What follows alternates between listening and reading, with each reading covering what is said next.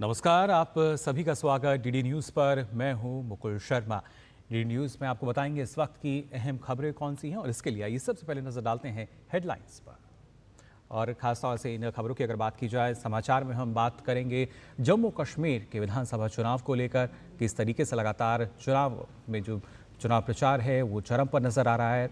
रक्षा मंत्री राजनाथ सिंह आज यहाँ पहुँचे थे और इसके साथ साथ आपको बताएंगे किस तरीके से राजनीतिक सरगर्मियां जो हैं वो लगातार बढ़ती हुई नज़र आ रही हैं। जब हम बात करते हैं खासतौर से जम्मू कश्मीर के इन विधानसभा चुनाव को लेकर, यानी जो जनादेश है उसकी खबरें आप जानेंगे और साथ ही इसके अलावा और भी कई खबरों की हम बात करेंगे। आपको बताएंगे किस तरीके से आज के दिन की अगर बात की जाए क्या कुछ नया चल रहा है। वहीं खासतौर से अगर हम बात करते हैं जो अलग अलग खबरों में उत्तर प्रदेश की अगर बात की जाए तो यहाँ क्या कुछ चल रहा है, राज्यवार में कौन सी ऐसी खबरें हैं जो इस वक्त सुर्खियों में हैं, तमाम वो खबरें जो हैं आपके साथ हम साझा करेंगे। और उससे भी ज़्यादा महत्वपूर्ण जैसा हमने आपको बताया कि जब हम बात करते हैं जनादेश, क्योंकि जम्मू कश्मीर और हरियाणा जहाँ पे आगामी अब जो विधानसभा चुनाव हैं वो होने हैं और ऐसे में हर एक दल जो है अपने स्तर पर पूरे तरीके से पूरी ताकत झोंकता हुआ नज़र आ रहा है।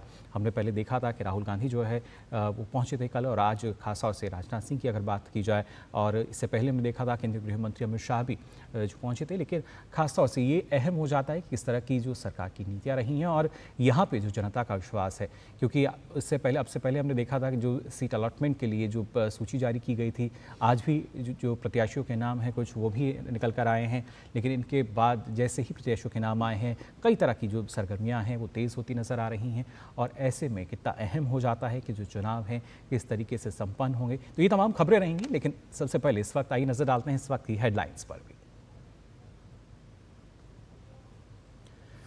जम्मू कश्मीर विधानसभा चुनाव के लिए प्रचार ने पकड़ी रफ्तार। रक्षा मंत्री राजनाथ सिंह ने रामबन और बनिहाल में की चुनावी रैलियां। कहा भाजपा स्पष्ट बहुमत के साथ बनाएगी सरकार। वहीं पीडीपी, नेशनल कॉन्फ्रेंस और कांग्रेस समेत अन्य दल भी प्रचार में जुटे।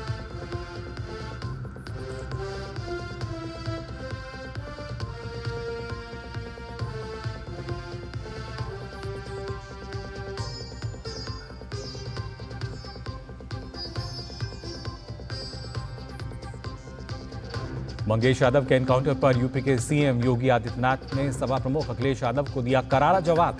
कहा जब कोई डकैत मारा जाता है तो समाजवादी पार्टी को लगता है बुरा।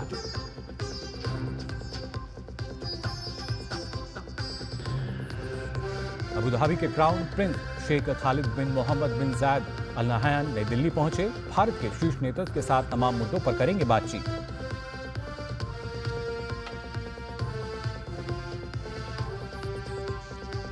कई राज्यों में बारिश का दौर जारी। दिल्ली, एनसीआर समेत मध्य प्रदेश, महाराष्ट्र, पश्चिम बंगाल और ओडिशा देश के कई हिस्सों में हो रही है बारिश।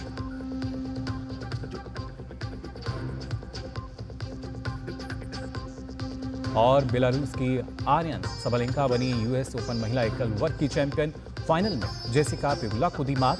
सबलेंका के करियर का तीसरा ग्रैंड स्लैम खिताब।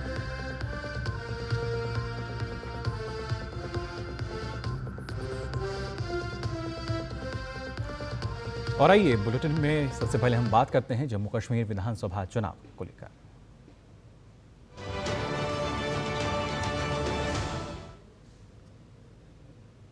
जम्मू कश्मीर में चुनाव प्रचार चरम पर नजर आ रहा है। भाजपा के वरिष्ठ नेता राजनाथ सिंह ने जम्मू कश्मीर के बनिहाल में जनसभा को संबोधित किया। जनसभा को संबोधित करते हुए उन्होंने विपक्षी पार्टियों पर जमकर हमला बोला। राजनाथ सिंह ने कहा कि लंबे समय तक शासन करने के बाद भी कांग्रेस, पीडीपी और नेशनल कॉन्फ्रेंस ने कभी जम्मू कश्मीर का भला नहीं किया। कांग्रेस हो, चाहे जम्मू कश्मीर में नेशनल कॉन्फ्रेंस हो, पीडीपी हो, मैं दावे के साथ कह सकता हूं कि जम्मू कश्मीर के साथ इनकी हुकूमतों ने इंसाफ नहीं किया। रिलीजन के आधार पर आपके जज्बात को, आपकी भावनाओं को उभार कर इन्होंने वोट हासिल करने की कोशिश की है। पॉलिटिक्स केवल सरकार बनाने के लिए नहीं की जानी चाहिए। पॉलिटिक्स यदि की जानी चाहिए तो समाज बनाने के लिए की जानी चाहिए, देश बनाने के लिए की जानी चाहिए। और आप लोग तो अब सौभाग्यशाली हैं कि धारा 370 को हमने समाप्त किया है। किसने समाप्त किया है? आपकी बदहाली को समाप्त करने के लिए और जम्मू कश्मीर के लोगों को खुशहाली लाने के लिए हमने लोगों ने धारा 370 को समाप्त किया। जम्मू कश्मीर विधानसभा चुनाव में इस बार कश्मीरी पंडित खुलकर चुनावी मैदान में आ गए हैं। आज घाटी के तमाम इलाकों में कश्मीरी पंडित चुनावी मैदान में अलग अलग पार्टियों से चुनाव लड़ रहे हैं। आइए देखते हैं हमारे संवाददाता ऋषि कुमार की एक खास रिपोर्ट। अनुच्छेद 370 की समाप्ति के बाद बदले माहौल में कश्मीर घाटी में खंडहरों के रूप में तब्दील ये इन घरों के लिए अपने मालिकों के वापस आने की उम्मीद बढ़ गई है। कश्मीर घाटी के कई इलाकों में कश्मीरी पंडित अब चुनावी मैदान में कूद चुके हैं, जिसका उद्देश्य अपने साथी समुदाय के सदस्यों की वापसी और पुनर्वास सुनिश्चित करना है, जिनकी संख्या करीब 3 लाख है। बीजेपी उम्मीदवार और कश्मीरी पंडित वीर सराफ जी शांग्स अनंतनाग पूर्व सीट से चुनाव लड़ रहे हैं। उनका उद्देश्य समुदायों के बीच की खाई को पाटना और देश भर में फैले समुदाय की घाटी में वापसी सुनिश्चित करना है। मैंने अपने वोटर्स को खाली एक बात याद दिलाई कि उनको मैंने कारण बताए पिछले 30 साल 35 साल से क्यों कश्मीर जल रहा है, और कश्मीर जलने का वाहिद एक कारण है वो डॉक्टर फारूक अब्दुल्ला साहब है। खाली उन्हीं की वजह से उस टाइम राजीव फारूक अकॉर्ड हुआ था, मुस्लिम यूनाइटेड फ्रंट मफ जिसको बोलते हैं, वो इलेक्शन में आए थे। कश्मीरी पंडित और घाटी के मुस्लिम लोग आपस में मिलकर चुनाव प्रचार में आसानी से देखे जा सकते हैं। ये आज मान रहे हैं कि अब वक्त आ गया है कि हम सब मिलकर रहें। ये माहौल बन चुका है 14 से। उस कश्मीरियत को, हिंदू मुस्लिम सिखियत को जो नारा नेशनल कॉन्फ्रेंस, पीडीपी और एक कांग्रेस, जिस कांग्रेस ने इस कश्मीर को तबाह किया है कार्ड के साथ, और कश्मीरी पंडित को जुल्म दिया, यहाँ के उस नौजवान को कब्रिस्तान दे दिया, ये लोग जिम्मेवार है। मैं इनसे सवाल करना चाहता हूँ, आज किस मुंह से आप आ रहे हो? इस वक्त जो हम कंटेस्ट कर रही है भारतीय जनता पार्टी की तरफ से, यहाँ के लोग, यहाँ के नौजवान खासकर, यहाँ के यूथ जो इस वक्त बहुत खुश नज़र आ रहे हैं। पिछले कई सालों से ये लोग, ये नौजवान लोग जो अपने आंसू खुद पी रहे थे, और आजकल वो जैसे वो मच्छर नहीं बाहर निकलते हैं, वैसे आजकल भारतीय जनता पार्टी के साथ ये नौजवान लोग, ये हम यूथ जो है हमारे साथ दिन ब दिन जुड़ रहे जा रहा है। 3 चरणों में होने वाले जम्मू कश्मीर विधानसभा चुनाव में इनमें से लाखों वोटर्स ऐसे भी हैं जो कश्मीर से बाहर रहते हैं। कश्मीरी प्रवासी भी वोट डाल सके, इसके लिए चुनाव आयोग जम्मू, उधमपुर और दिल्ली में 24 स्पेशल पोलिंग बूथ भी बनाएगा। अनुच्छेद 370 समाप्त होने के बाद कश्मीर में जो हालात बने, उसके बाद अब कश्मीरी पंडितों की जो उम्मीदें हैं अब सियासी दलों से भी बड़ी हैं, और इसी वजह से तमाम उम्मीदवार भी कश्मीरी पंडितों के रूप में देखे जा रहे हैं। कैमरामैन अनिकेत के साथ ऋषि कुमार, डीडी न्यूज़, अनंतनाग। तो जम्मू कश्मीर के अगर शोपिया के चुनावी दंगल की हम बात करें तो यहाँ पीडीपी ने यावर बांधे पर विश्वास जताया। ये सीट 2014 में पीडीपी के हिस्से आई थी, लेकिन इस बार पीडीपी के सामने बड़ी चुनौती है। यावर बांधे स्थानीय मुद्दों और विकास की बात तो करते हैं, लेकिन अनुच्छेद 370 पर कुछ भी कहने से बचते हैं। शोपिया सीट पर पीडीपी की रणनीति पर उनसे बात की हमारी संवाददाता रमा त्यागी ने। शोपिया असेंबली सीट के लिए सभी दल जोर शोर से अपना प्रचार कर रहे हैं। पीडीपी की कैंपेनिंग रैली में इस वक्त हम मौजूद हैं। यावर बांधे हमारे साथ हैं जो पीडीपी के कैंडिडेट हैं। आप बताइए कि इन बातों को लेकर लोगों के बीच में जा रहे हैं, क्या मुद्दे हैं? हमें ज्यादा कुछ बोलना नहीं पड़ता है, बिकॉज जो हमारे मरहूम कायद पार्टी के मुफ्ती मोहम्मद सईद साहब थे, उन्होंने अपनी टेन्योर में शोपियन को बड़े करीबी से पहचाना, परखाया और यहाँ बहुत डेवलपमेंट की। नेशनल कॉन्फ्रेंस तो अलग चुनाव लड़ रही है, पीडीपी अलग, मतभेद साफ नजर आ रहे हैं। जहाँ तक असेंबली सेगमेंट का सवाल है, हर जगह हमारे कैंडिडेट्स है। नेशनल कॉन्फ्रेंस उनकी अलायंस है कांग्रेस के साथ, बट हम तो लोगों में खुद हमने डिसाइड किया है कि हम अपने दम पे इलेक्शंस लड़ेंगे। समय बदला है, समय के साथ जरूरतें बदलती हैं। यहाँ पर क्या क्या मुद्दे हैं जो लोगों की जो मांगे हैं उनको आप किस तरह से कंसीडर कर रहे हैं, उनसे क्या प्रोमिसेस कर रहे हैं, क्या लगता है कि क्या यहाँ पर जरूरतें हैं? देखिए, यहाँ पर सबसे मेजर क्राइसिस है, एक तो वाटर क्राइसिस है, because this is a horticulture produce area. यहाँ पर एक फेमस शाह क्वल बोलते हैं हम, क्वल मीन्स अ लिटिल स्ट्रीम, तो उसके लिए ये एक ऐसा प्रोजेक्ट है। Already it has been done, but there are certain थोड़ा सा उसमें प्रॉब्लम्स है, वो एक तो उस पर काम करना है। दूसरा ये जो है हेल्थ सेक्टर में यहाँ मुफ्ती साहब के टाइम ही ये प्राइमरी हेल्थ सेंटर्स क्रिएट किए गए थे। अनफॉर्चुनेटली यहाँ पर स्टाफ जो होना चाहिए वो फुल फ्लेज स्टाफ है नहीं, उस वजह से इन चीज़ों पे भी हमें काम करना है, specially health care sector and all that. PDP यहाँ पर ज्यादातर जीतती आई है, क्या वजह है कि जो बेसिक मुद्दे हैं अभी तक कायम है, रोड्स को लेकर, हेल्थ को लेकर आप बता रहे हैं, या और भी जो अनएम्प्लॉयमेंट? देखिए, ये जो इलेक्शंस हो रही है 10 साल के बाद हो रहे हैं, यू हैव टू अंडरस्टैंड पिछले 10 साल में कितने काम हुए हैं। बीजेपी का कहना है कि 370 के लिए दरवाजे बंद हो गए हैं, जो कई नई इंडिपेंडेंट्स है उनका भी ये बोलना है कि ये आई वॉश है, सेंटिमेंटल इशू है, आपको क्या लगता है? ये बड़े फैसले हैं। आई थिंक हमारी पार्टी का एक स्टैंड है इसमें, पार्टी प्रेसिडेंट ने ऑलरेडी एक लाइन टो की है, तो I stand by what she said, तो इस पे मैं बात नहीं करूँगा। कहीं ना कहीं बचते हुए नजर आते हैं ऐसे अहम मुद्दों पर। वहीं केंद्रीय मंत्री और झारखंड भाजपा चुनाव प्रभारी शिवराज सिंह चौहान ने कहा कि चुनाव अब नजदीक है और जिस सरकार ने 5 साल कुछ नहीं किया, अब वे खोखली घोषणाएं कर रहे हैं। उन्होंने 5 साल कोई नौकरी नहीं दी, सिपाही की भर्ती निकाली लेकिन फिजिकल टेस्ट पूरा नहीं हो पाया और 16 नौजवानों की जिंदगी चली गई। ये हादसा नहीं, हत्या है। सैकड़ों वादे जो पूरे नहीं किए गए, 5 साल कोई नौकरी नहीं दी, पेपर लीक जैसी लगातार घटनाएं होती रही, लेकिन अब चुनाव आ गए, इसलिए धड़ाधड़ घोषणाएं हो रही है। भर्तियां, सिपाही की भर्ती, उन नौजवानों को रोजगार देने के लिए भर्ती नहीं, जो जानलेवा साबित हुआ, 10-10 किलोमीटर दौड़वा रहे, 16 जिंदगियां चली गई। यह हादसा नहीं है, यह हत्या है, यह ऐसा अपराध है जिसके लिए जनता माफ नहीं कर सकती। उत्तर प्रदेश के सुल्तानपुर में पुलिस एनकाउंटर में मारे गए एक आरोपी की मौत पर सियासी वार प्रतिवार का दौर जारी है। सपा अध्यक्ष अखिलेश यादव के आरोपों के बाद अब सीएम योगी आदित्यनाथ ने पलटवार किया है। अंबेडकर नगर में विकास परियोजनाओं के उद्घाटन के अवसर पर आयोजित एक जनसभा में योगी ने कहा कि पुलिस मुठभेड़ में जब कोई डकैत मारा जाता है तो समाजवादी पार्टी को बुरा लगता है। योगी ने कहा कि साल 2017 से पहले सपा की सरकार के दौरान गुंडों की समानांतर सरकार हुआ करती थी। ये लोग जाति के नाम पर आपको भिड़ाने का काम करेंगे, आपस में लड़ाने का काम करेंगे।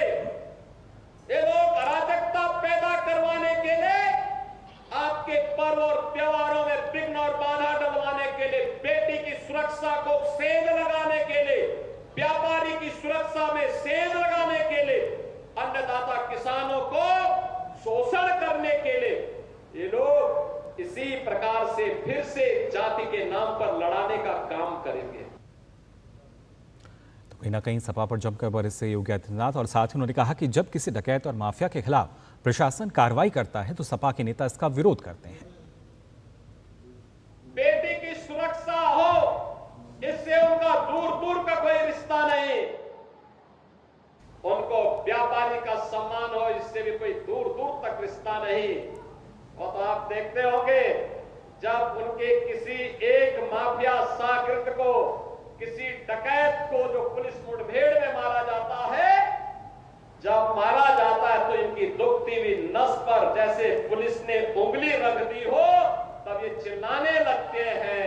थोड़ा पूछिए इन लोगों से क्या होना चाहिए था। क्या एक निषाद बेटी के साथ जो इन्होंने अयोध्या में, क्या समाजवादी पार्टी के नेता ने, क्या ये ठीक था? क्या एक निषाद बेटी की इज्जत के साथ खिलवाड़ समाजवादी पार्टी के लोग करते हैं? और आइए अब खबरों में आगे बढ़ते हैं। अबू धाबी के क्राउन प्रिंस भारत दौरे पर नई दिल्ली पहुंच गए हैं। हवाई अड्डे पर उनका गर्मजोशी से स्वागत किया गया। क्राउन प्रिंस शेख खालिद बिन मोहम्मद बिन जायद अल नहयान को हवाई अड्डे पर गार्ड ऑफ ऑनर दिया गया। क्राउन प्रिंस पीएम मोदी के साथ द्विपक्षीय वार्ता करेंगे। इस यात्रा का उद्देश्य संयुक्त अरब अमीरात और भारत के संबंधों को प्रगाढ़ करना है। क्राउन प्रिंस के साथ मंत्रियों, वरिष्ठ अधिकारियों, उद्योगपतियों और आर्थिक भागीदारों का एक प्रतिनिधिमंडल भी आया है। क्राउन प्रिंस खालिद आर्थिक सहयोग बढ़ाने के लिए भारत में वरिष्ठ अधिकारियों के साथ भी बैठक करेंगे। वे कई ऐसे कार्यक्रमों में भाग लेंगे जिनमें विविध क्षेत्रों में अमीरात और भारत के मजबूत आर्थिक और सांस्कृतिक संबंधों को दर्शाया जाएगा। आर्थिक विकास, निवेश, व्यापार और जलवायु परिवर्तन नियंत्रण के क्षेत्र में संयुक्त अरब अमीरात और भारत के बीच मौजूदा भागीदारी रचनात्मक सहयोग का अंतर्राष्ट्रीय मॉडल बन गई है। दोनों देशों ने वैश्विक स्थिरता और शांति को बढ़ावा देने के मामले में भी प्रतिबद्धता दर्शाई है। और वहीं आइए अब बात कर लेते हैं लखनऊ बिल्डिंग हादसे को लेकर। दरअसल उत्तर प्रदेश के मुख्यमंत्री योगी आदित्यनाथ ने राजधानी लखनऊ स्थित लोकबंधु अस्पताल पहुंचकर घायलों का हालचाल जाना। मुख्यमंत्री ने घायलों के समुचित उपचार के निर्देश दिए हैं। इस हादसे में मृतकों की संख्या बढ़कर 8 हो गई है। मलबे में अभी भी कई लोगों के दबे होने की आशंका है। एनडीआरएफ, एसडीआरएफ और जिला प्रशासन की टीमें अभी भी रेस्क्यू ऑपरेशन में जुटी हुई हैं। वहीं इस मामले में लखनऊ पुलिस ने बिल्डिंग स्वामी राकेश सिंघल पर एफआईआर दर्ज कर दी है। एफआईआर में राकेश सिंघल पर बिल्डिंग निर्माण में घटिया सामग्री का उपयोग करने का आरोप लगाया गया है, जिसके कारण बिल्डिंग ध्वस्त हो गई।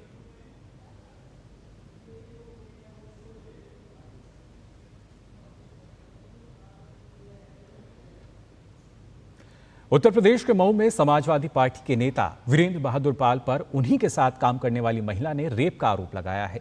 इस मामले में एफआईआर दर्ज कर आरोपी सपा नेता को गिरफ्तार कर लिया गया है। महिला का आरोप है कि समाजवादी पार्टी के नेता ने अपनी पार्टी में पद और राजनीतिक प्रभाव का नाजायज फायदा उठाते हुए उसे मानसिक और शारीरिक रूप से प्रताड़ित किया है। फिलहाल पुलिस मामले की जांच में जुटी हुई है।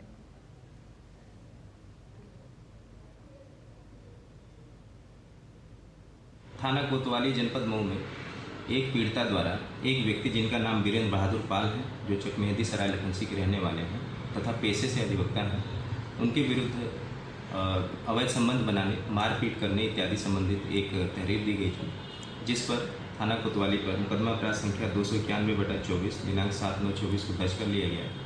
उनके प्रार्थना पत्र के अनुसार उक्त व्यक्ति ने उनके साथ 6 तारीख को अपने चैम्बर के पास जाकर गाली गलौच और मारपीट किया गया तथा पिछले किसी भी तथ्यों के उजागर न करने देने संबंधी धमकी भी दी गई थी। लिहाजा पीड़िता द्वारा जब थाने पर आकर इसके संबंध में तहरीर दी गई तो प्रथम सूचना रिपोर्ट दर्ज करके अग्रिम विधिक कार्रवाई की जा रही है। और बात आज के दिन की। जी हां, आज अंतर्राष्ट्रीय साक्षरता दिवस है और इसी मौके पर आज नई दिल्ली के विज्ञान भवन में एक कार्यक्रम का आयोजन किया गया। उपराष्ट्रपति जगदीप धनखड़ ने इस मौके पर कहा कि हमें कम से कम एक व्यक्ति को साक्षर बनाने का संकल्प लेना चाहिए। उपराष्ट्रपति ने सभी राज्यों से राष्ट्रीय शिक्षा नीति को अपनाने की अपील भी की। अंतर्राष्ट्रीय साक्षरता दिवस के मौके पर नई दिल्ली में आयोजित कार्यक्रम को संबोधित करते हुए उपराष्ट्रपति जगदीप धनखड़ ने लोगों से कहा कि वो कम से कम एक गैर साक्षर व्यक्ति को साक्षर बनाने का संकल्प लें। उपराष्ट्रपति ने कहा कि किसी को साक्षर बनाना मानवता की सबसे बड़ी सेवा होगी। उन्होंने साथ ही कहा कि देश में पूर्ण साक्षरता के लक्ष्य को जल्द से जल्द हासिल करने के लिए हमें मिशन मोड में काम करना चाहिए। हमें आज दृढ़ संकल्प करना चाहिए कि हम एक को जरूर लिटरेट करेंगे और 6 महीने में करेंगे ताकि साल में 2 कर पाए। थीम तो बहुत ही बढ़िया है, मल्टीलिंगुअलिज्म। दुनिया में भारत के मुकाबले कोई देश नहीं है। We are a unique nation when it comes to richness of language. उपराष्ट्रपति ने कहा कि राष्ट्रीय शिक्षा नीति एक गेम चेंजर है और सभी राज्यों को इसे अपनाना चाहिए। उन्होंने कहा कि इस नीति में मातृभाषा में शिक्षा पर जोर है और ये सभी भाषाओं को महत्व देती है। I will appeal to states that have not adopted national education policy to rethink, revisit, because this national education policy is a game changer. This national education policy allows our youth to fully exploit their talent and energy, and it gives importance to all languages. गौरतलब है कि देश में पूर्ण साक्षरता के लक्ष्य को हासिल करने की दिशा में बड़ा कदम उठाते हुए केंद्र सरकार ने 2022 में उल्लास नव भारत साक्षरता कार्यक्रम की शुरुआत की थी। केंद्रीय शिक्षा राज्य मंत्री जयंत चौधरी ने इस मौके पर सभी राज्यों से उल्लास कार्यक्रम को अपनाने की अपील की ताकि भारत को 2030 तक पूर्ण साक्षर राष्ट्र बनाया जा सके। साक्षरता केवल एक राष्ट्रीय प्राथमिकता नहीं, ये एक वैश्विक अनिवार्यता है जिसका भविष्य पर दूरगामी प्रभाव होगा। मैं सभी राज्यों और केंद्र शासित प्रदेशों से अनुरोध करता हूं कि वे उल्लास पहल को पूरी तरह से अपनाएं। 2030 तक पूर्ण साक्षरता प्राप्त करने के लक्ष्य की दिशा में अधिक प्रयास करें। शिक्षा के महत्व को समझने और समाज में शिक्षा के प्रति जागरूकता बढ़ाने के मकसद से हर साल 8 सितंबर को दुनिया भर में अंतर्राष्ट्रीय साक्षरता दिवस मनाया जाता है। इस साल साक्षरता दिवस की थीम है बहुभाषावाद के माध्यम से साक्षरता को बढ़ावा देना। भारत में फिलहाल साक्षरता दर करीब 80% है, जबकि विश्व की औसत साक्षरता दर 87% है। केंद्र सरकार द्वारा शुरू किया गया उल्लास नव भारत साक्षरता कार्यक्रम सतत विकास लक्ष्य 4.6 के तहत निरक्षरता को दूर करने और 2030 तक पूर्ण साक्षरता सुनिश्चित करने की दिशा में महत्वपूर्ण भूमिका निभा रहा है। Nishant Saurabh, DD news, Delhi.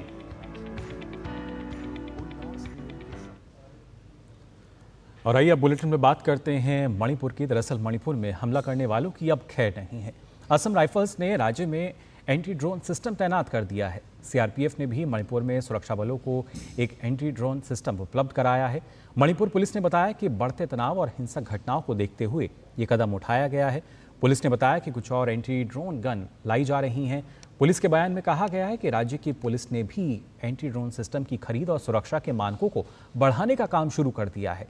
Police महानिरीक्षक के हमलों का मुकाबला करने के लिए उन्होंने कहा कि अतिरिक्त हथियार खरीदने की प्रक्रिया भी चल रही है।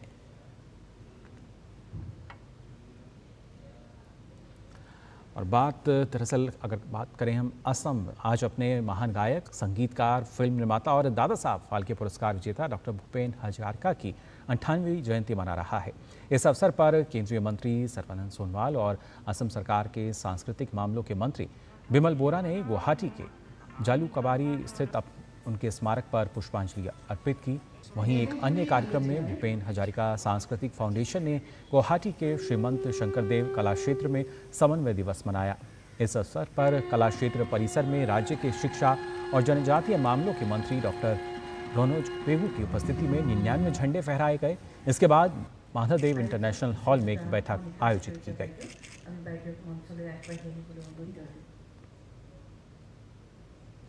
और आइए बात करते हैं पेरिस पैरालंपिक से जुड़ी खबरों की।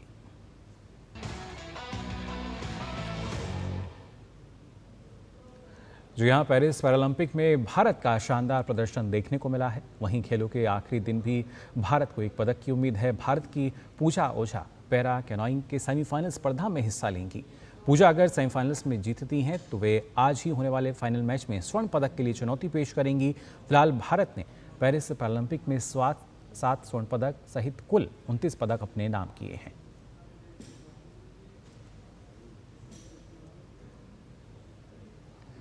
तो उम्मीद यही कि 29 से जो पदक तालिका है उसमें और इजाफा होता हुआ नजर आए। वहीं अनुभवी खेल प्रशासक राजा रणधीर सिंह को नई दिल्ली में 44वीं आम सभा के दौरान एशियाई ओलंपिक परिषद का निर्विरोध अध्यक्ष चुना गया है। महासभा में एक महत्वपूर्ण फैसला लिया गया, जहां एशियाई खेलों में योग को शामिल किया गया है, जो विश्व मंच पर भारत की सांस्कृतिक विरासत को प्रदर्शित करता है। हालांकि अगले एशियाई खेलों में योग को प्रदर्शनात्मक खेल के रूप में मंजूरी मिली है। भारतीय खेलों के इतिहास में एक और अध्याय जुड़ गया। अनुभवी प्रशासक राजा रणधीर सिंह को 44वीं आम सभा के दौरान एशियाई ओलंपिक परिषद के निर्विरोध अध्यक्ष के रूप में चुना गया। नई दिल्ली के भारत मंडपम में आयोजित OCA की जनरल असेंबली में प्रमुख गणमान्य व्यक्तियों में केंद्रीय स्वास्थ्य मंत्री JP नड्डा, केंद्रीय खेल मंत्री मनसुख मांडविया और भारतीय ओलंपिक संघ के अध्यक्ष PT उषा की उपस्थिति रही। केंद्रीय स्वास्थ्य मंत्री JP नड्डा ने भारत की बढ़ती वैश्विक स्थिति की सराहना की। Our government in India has successfully hosted the FIFA Under-17 World Cup in 2017, the Chess Olympiad in 2022, the FIFA Under-17 Women's World Cup in 2022, F1 Powerboat World Competition in 2022, Field Hockey World Cup in 2023, and ODI Cricket World Cup in 2023.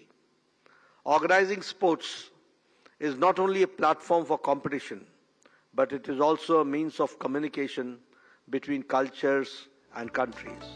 केंद्रीय खेल मंत्री मनसुख मांडविया ने वैश्विक खेल क्षेत्र में भारत के नेतृत्व पर जोर दिया। Our government is dedicated to advancing sports at every level through a structured and scientific approach. We focus on grassroots talents development through our flagship programs Khelo India. Let's Play India. सभा के दौरान एक और बड़ा फैसला लिया गया, जिसमें एशियाई खेलों में योग को शामिल किया गया। We also witnessed a demonstration of yoga by our young yogis. I would appreciate if the sport of yoga is recognized today, as it has been approved by the Sports Committee and the OCA Executive Board. My heartfelt thanks also goes to the Olympic Association, the Sports Authority of Thailand, and the Ministry of Youth Affairs and Sports for their immense support and cooperation in hosting the General Assembly in Delhi. योग का समावेश भारत की प्राचीन विरासत को वैश्विक मंच पर लाता है। इसके साथ भारत खेल नेतृत्व के एक नए युग में प्रवेश कर रहा है, जो अपने एथलीटों और वैश्विक खेल पहल दोनों के लिए एक आशाजनक भविष्य की पेशकश कर रहा है। राजा रणधीर सिंह को यहाँ पर निर्विरोध अध्यक्ष चुना गया काउंसिल द्वारा, और साथ ही साथ योगासना को एशियन गेम्स में शामिल करके एक बड़ा मैसेज विश्व स्तर पर पहुंचाया गया कि योगासना का रुतबा किस तरह से देश और विदेश में बढ़ रहा है। साथ ही साथ काउंसिल ने यह भी निर्णय लिया कि वो मिल करके काम करेंगे और खेल के उत्थान के लिए और खेल को बढ़ावा देने के लिए हर मुमकिन प्रयास करेंगे। कैमरामैन सौरभ शुक्ला के साथ में मुकेश शुक्ला, डीडी न्यूज, दिल्ली। और वहीं बेलारूस की आर्यन सबालेंका ने साल के अंतिम ग्रैंड स्लैम के महिला एकल वर्ग का खिताब अपने नाम कर लिया है। फाइनल मुकाबले में सबालेंका ने जेसिका पेकुलो को 7-5, 7-5 से शिकस्त दी। सबालेंका का ये तीसरा ग्रैंड स्लैम खिताब है।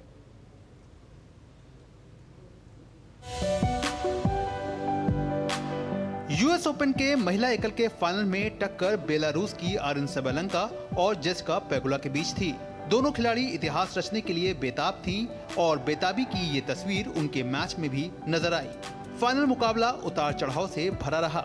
सबालेंका और पेकुला के बीच दोनों सेट टाई ब्रेकर तक गए, जहां आर्यन सबालेंका चैंपियन बनकर सामने आई। सबालेंका ने पेकुला को 7-5, 7-5 से हराया और खिताब को अपना बना लिया। आर्यन सबालेंका के करियर का ये पहला यूएस ओपन खिताब रहा, जबकि उनके करियर का तीसरा ग्रैंड स्लैम खिताब। 2023 और 2024 में इस खिलाड़ी ने ऑस्ट्रेलियन ओपन का खिताब अपने नाम किया था। इसके अलावा ये खिलाड़ी 2021 में विंबलडन और 2023 में फ्रेंच ओपन के सेमीफाइनल में भी पहुंची थी। 2016 के बाद किसी महिला खिलाड़ी ने एक ही साल में ऑस्ट्रेलियन ओपन और यूएस ओपन का खिताब जीता है। पिछले साल भी आर्यन सबालेंका यूएस ओपन के फाइनल में पहुंची थी, हालांकि तब उन्हें अमेरिका की कोको गॉफ के हाथों हार मिली थी। Sports desk, DD news. तो फिलहाल के लिए इस बुलेटिन में बस इतना ही, लेकिन देश और दुनिया की तमाम खबरों के लिए आप देखते रहिए डीडी न्यूज। मुझे दीजिए अनुमति। नमस्कार।